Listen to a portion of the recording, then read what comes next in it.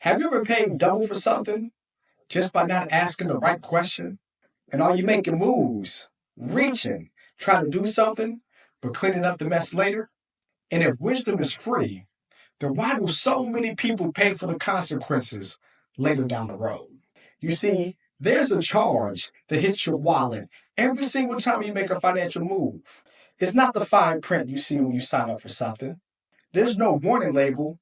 It's just real life. And we call that the wisdom charge, the price that you pay when you choose to act on something before you understand the ramifications. And we can reference that wisdom charge all the way back to Esau in the Bible, Proverbs to be exact. You see, Esau sold his birthright for a bowl of stew. People today are selling their long-term wealth for short-term gains and satisfaction. You see, in Proverbs it says, wisdom is the principal thing, and therefore get wisdom, and what thy all get understanding. And that understanding happened with the client today, because by changing a couple things, they didn't pay that wisdom charge. I had a client that got some money from a house flip using real estate to make money and to minimize taxes. They made about $30,000 in the house flip when they came for some investment advice. I asked him a question.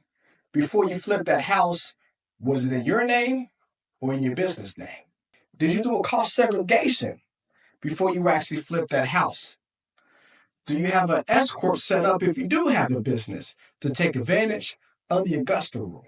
Because it's so many things you can do using the tax code to your advantage. See, that wisdom charge is that extra money we don't pay Uncle Sam. Now, of course, he looked at me confused. Like, what? LLC? I thought millionaires needed that. No.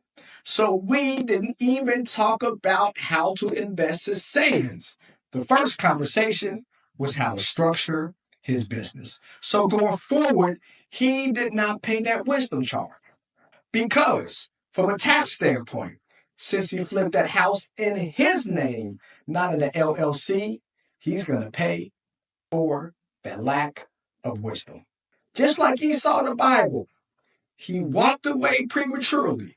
Now, he didn't sell everything for a bowl of stew, but because he didn't have things structured properly before he made the move, he missed out on tens of thousands of dollars from a tax standpoint.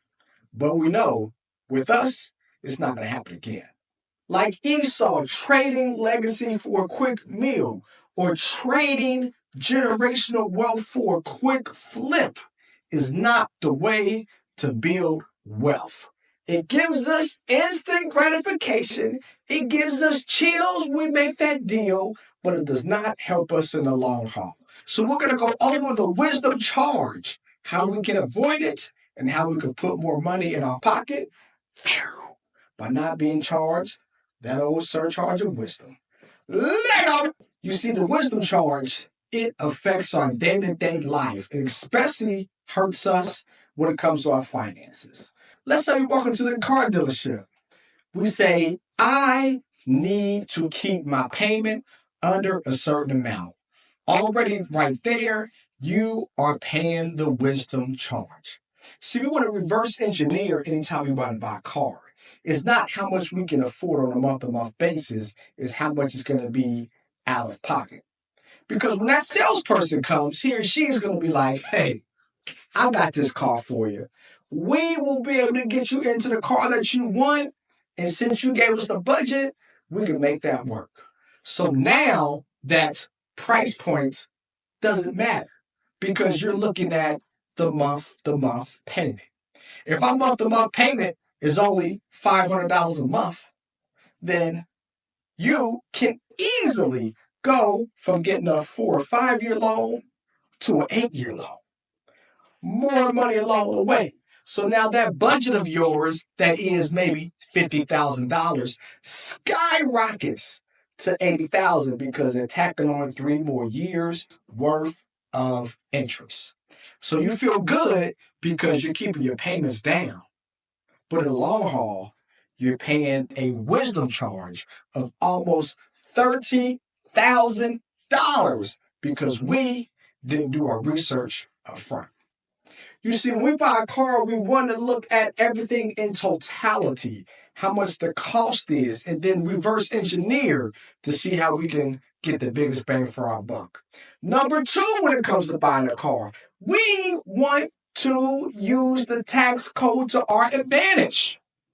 So if you have a LLC, that car should not be put into our name. That car should be put into our business name. And now banks allow you to put the car into your business name, but at the same time, only run your personal credit, not your business credit. By doing that, this allows us to now write off the car payment. And if it's an SUV, if it's over 6,000 pounds, guess what, my friends?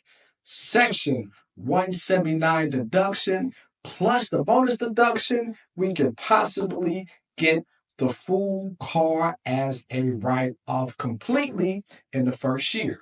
Meaning that now $80,000 truck that I bought, when I do my taxes, that is an $80,000 write-off. Depending on your tax bracket, that might be in between $20,000 to $35,000 that the IRS gives to you for buying a car.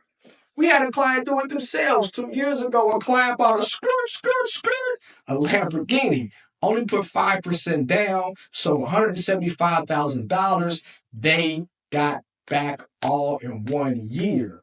They took that $175,000 and said, you know what? I am not going to let the wisdom charge take advantage of me. I'm going to reverse engineer and make money because of my wisdom. So we structure it where when we receive that money, we use that, bought a duplex, and now that duplex provides income, and the income that he gets on a month-to-month basis pays for that Lamborghini. So we took a depreciating asset, but with the wisdom charge that he did not get charged for, that extra money came to him, not going to Uncle Sam, and he now is paying that car off. So once the Lambo is paid off, guess what? That's just cash flow. See, this is how we take advantage of the tax code and not be taken advantage of with the wisdom charge. Anybody and everybody buying a car, very important. Do not look at the month-to-month payment. We look at everything in totality. Then we scale back how much that is on a month-to-month basis. Then, if we're a business owner, we try to find a way to finance it through our business, not through personal, to have the IRS pay us and us not be affected by the wisdom charge. Another instance, people are paying the wisdom charges when they sell a house. No, my friends. Stop paying swiping for that wisdom charge when you buy a house. It makes no sense. You can easily have that money stay in your pocket. 2 ways how with real estate. Number one, why sell a house in the first place? If it's not your primary property, we should do whatever we can not to sell. You see, when we sell a house, we have what we call capital gains. If it's your primary property, then up to $250,000 if you're single or $500,000 if you're married, we ain't paying no taxes on that. But if it's a rental property, if it's a property inherited and we're selling it, we're paying capital gains taxes. Every $100 we sell it for, we're going to pay $10 to $15 in taxes. That, my friends, is the wisdom charge. However, if we allow ourselves not to pay that wisdom charge and find ways to structure ourselves where we don't get charged that extra money from the IRS, we win. So don't sell the property. So how do we do that? Well, if we need money, we should always look at cash out, refi. And what is cash out refi? Because we hear that all the time. Well, basically, cash out refi is what you do when you refinance a property. Yes, refinancing a property is not snapping the fingers, but it's quicker than selling your house. Typically, selling a house is in between 45 to 180 days right now. To refinance your property is 21 to 45 days. Yeah, the appraisal comes and they might not appraise it for what you want. It's okay. And yes, you got to deal with the banks, but by refinancing and then taking all the money in your hands, guess what happens? We don't pay taxes because under the tax code, we receive money from a loan, we don't pay taxes. Compared to if we sell that house, the proceeds of the sale, we pay taxes. Let me ask you a question. Rather get money from a loan and not pay taxes, or get money from selling the house that we don't own anymore and pay the taxes? I'll let you answer that. The wisdom charge is you selling it, paying taxes. The reverse engineer way, the smart way to not pay that wisdom charge, do the loan, use that money how you intended it. Is that investing? Is that buying more things? Talk to a certified financial planner like myself to find ways to do that, but by allowing yourself not to sell that property. Another way, if we have to sell the property for whatever reason, we want to do what we call a 1031 exchange. You see, with the 1031 exchange, you're able to identify a property before you sell your property. And by identifying that property within 90 days after selling that property, IRS says you don't got to pay taxes if you use those proceeds to buy that property. Well, then we say, hey, it's kind of tough to sell something and then go through the process of buying something within 90 days. The IRS knows that. So they say identify the property within 90 days. But the IRS gives you 180 days, a full half a year to actually take the proceeds and put those proceeds into buying another property. That is avoiding the wisdom charge. Now, in a perfect world, we wouldn't sell that property. Again, it's best to do a refi, take the money out from a loan standpoint so there's no taxes, and then find a way with that loan money to have it grow while keeping that asset. Because the interest that you pay, tax write-off as well. But if we want to find a way to get rid of the wisdom charge and we have to get rid of the house, 1031 exchange does that. So let's not be like Esau and sell a generational wealth for a bowl of stew or for short-term gratification when we can build long-term wealth. Let's get rid of the wisdom charge, the charge that you're spending every single day because of lack of wisdom. Now, it's not a knock because we want to go over what is wisdom. You see, the definition of wisdom is applying knowledge, good judgment, and experience into making a decision. Well, we might not have all the knowledge. That's why it's important to get a mentorship. See, he or she is going to allow you to know what to do and what not to do. And if it's a solid mentor like myself, they've been there, they've done that, they've bumped their heads. I paid the wisdom charge on the first property I had because I sold it. Now, looking back years down the road, if I would have kept that property, that probably would have been about 4x investment as of today compared to when I sold that property 15 years ago. Now, yes, I used that money to invest, but I still paid capital gains taxes. That was the wisdom charge that I paid because of lack of knowledge, lack of experience. I had good judgment, but I lacked those other two things that made up wisdom. You do not have to go through the situation that I went through. Even though I made money, even though it felt good, I would have hundreds of $1,000 more in my pocket today if I would not have that wisdom charge. The question is, what do you want to do? Do you want to be like Esau?